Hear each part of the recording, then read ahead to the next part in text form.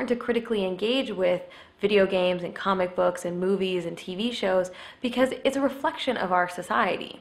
I think that there's a lot of negative stereotypes and stories in the media that work to amplify and perpetuate oppressive social norms. Perhaps one of the most frustratingly underexamined aspects of Anita's videos is the link between popular culture and society at large. It's easy to overstate the impact of the media, but it's also easy to underestimate its cultural meaning.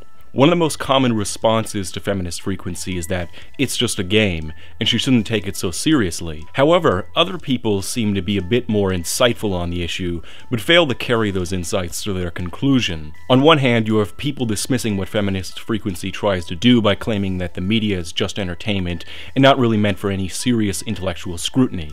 On the other hand, you have people willing to admit that the media does say quite a lot about people. You have to remember what video games are. Video games are meant to be fun and for recreation or relaxation. They are not supposed to be a social message on the real problematic views in society. I'm going to shed some light. The simple fact is this. We play video games for escapism. We play them because there's something new and different that we want to do. Keyword being fictional. These are fictional characters, therefore they have no real impact on real life. Therefore, if you don't like a particular show, don't watch it. Therefore, it will have no impact on your everyday life. When I could solve all your problems just in one word, just don't play the game. And finally, number 12, the 10 most common defenses of sexism in games. How about my ultimate defense of that? It's just a fucking game. You don't like it, don't fucking play it, but don't fucking wreck it for everyone else. I think that what we have going on here is two different things. One is an anti-intellectual stance that tells us not to think too hard about what's just entertainment. The other is the hypocritical stance that it's just a game. I say hypocritical because many of these people rush to defend what in the next breath they say we shouldn't take seriously. Here's an example. Look, it's just a fucking game, okay? Get the fuck over it. Why is Warcorpse even bothering with her? Well, she went after these video games. So we should not take video games seriously because it's just a game. But you're up in arms because she went after video games? The attitude that says that we should not take media seriously does not square with the fact that the same people themselves feel so strongly about video games.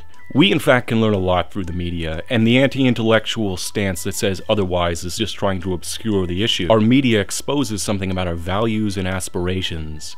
Video games do say something about society.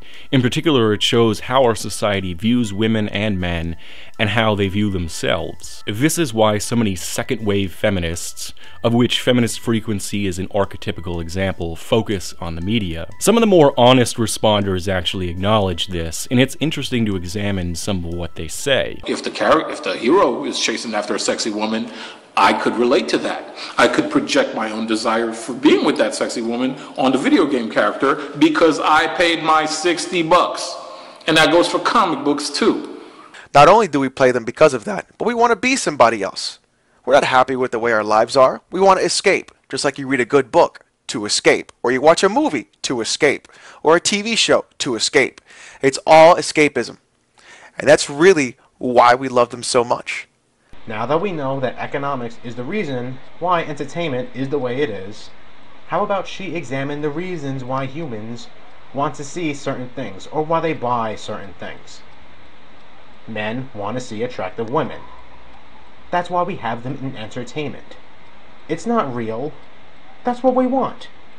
We see ugly fat-ass women throughout the day, so we pay money to get a break from that bullshit. Women like to see attractive men. No kidding. That is not going to change. With that said, the gaming industry and culture has for the most part been a male-dominated environment, as I explained in my last video. Therefore it's not a surprise to see that a good sum of the content throughout the history of gaming will reflect the preferences of men.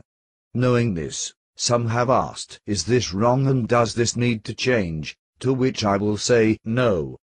For starters, I would argue that the controversy of sexualization and objectification is more an issue of idealization.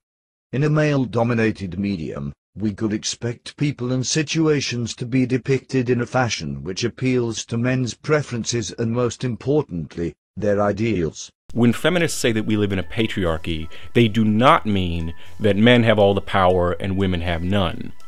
What they mean by patriarchy is a male-dominated, male-centered, and male-identified society. The video game industry is dominated by men, and bends over backwards to cater to male desires. What these people just said does not so much prove feminist frequency wrong as illustrate her point. Paying to see attractive women is treating women as a commodity. The fact that this pervades society speaks loudly to our society's overall attitudes towards women. Returning for a moment to what I said in my video, Sexism is Everywhere. Some men seem to view attacks on the media that caters to them as direct attacks on them. I sense more than a bit of guilty pleasure at work here. It is possible to examine the media from the point of view of what it says about society. The picture it paints is not always one we care to look at, but it is also one that we are not powerless to change.